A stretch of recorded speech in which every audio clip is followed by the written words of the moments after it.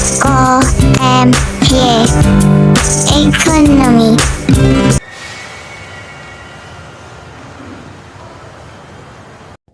Assalamualaikum, halo semuanya. Perkenalkan, kami dari kelompok 3 ingin menunjukkan sebuah video tentang pembagian ilmu ekonomi. Sebelum itu kita ingin memperkenalkan karakter kita nih.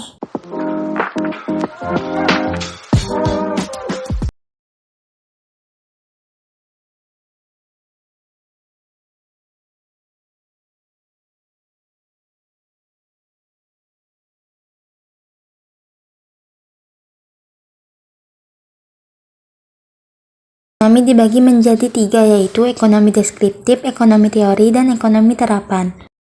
Ekonomi deskriptif adalah ilmu ekonomi yang menggambarkan keadaan perekonomian yang sebenarnya terjadi di masyarakat. Ilmu ekonomi tersebut bertugas mengumpulkan keterangan-keterangan nyata yang relevan dengan suatu permasalahan ekonomi. Dari penjelasan tersebut, adakah ciri-ciri ilmu ekonomi deskriptif? Dilihat dari sifat dan karakteristiknya, konsep ini memiliki beberapa ciri-ciri, antara lain bukan hal yang direkayasa atau bersifat nyata, berwujud berupa grafik maupun kurva. Fungsi ekonomi deskriptif adalah mendorong proses produksi dan menciptakan mekanisme untuk distribusi sehingga dapat berjalan dengan baik. Dapat difungsikan untuk mengkoordinir agar setiap individu atau masyarakat dapat memahami gambaran ekonomi negara sesuai kondisi sesungguhnya. Dilansir dari buku Kamus Lengkap Istilah Ekonomi 2020, karya tim Panca Aksara, ilmu ekonomi teori adalah ilmu ekonomi yang mengkaji gejala-gejala yang timbul akibat perbuatan manusia dalam rangka meningkatkan kesejahteraan. Dua cakapan dalam ilmu ekonomi teori, yaitu ekonomi mikro dan ekonomi makro. Teori ilmu ekonomi mikro dan makro merupakan bagian ilmu ekonomi yang mempelajari perilaku unit-unit ekonomi secara individual. Misalnya mempelajari perilaku manusia, produsen, pasar, penerimaan, biaya, dan keuntungan perusahaan.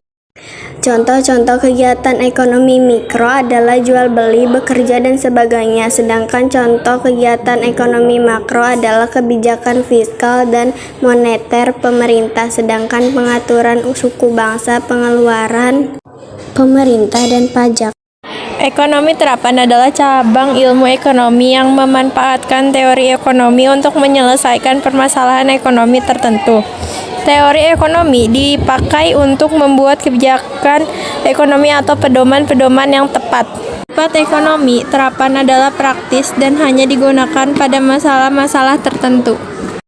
Secara garis besar, ilmu ekonomi terapan memiliki contoh yang terdapat dalam kehidupan masyarakat sebagai dirangkum dari beberapa sumber.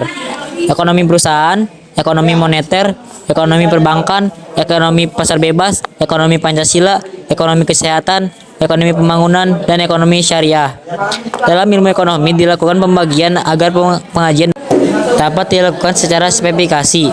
Hal ini dikarenakan lingkup ilmu ekonomi ini dibilang sangat luas. Mentari senja telah tenggelam, hujan turun mulai terjatuh. Kami tutup presentasi dengan salam. Wassalamualaikum warahmatullahi wabarakatuh.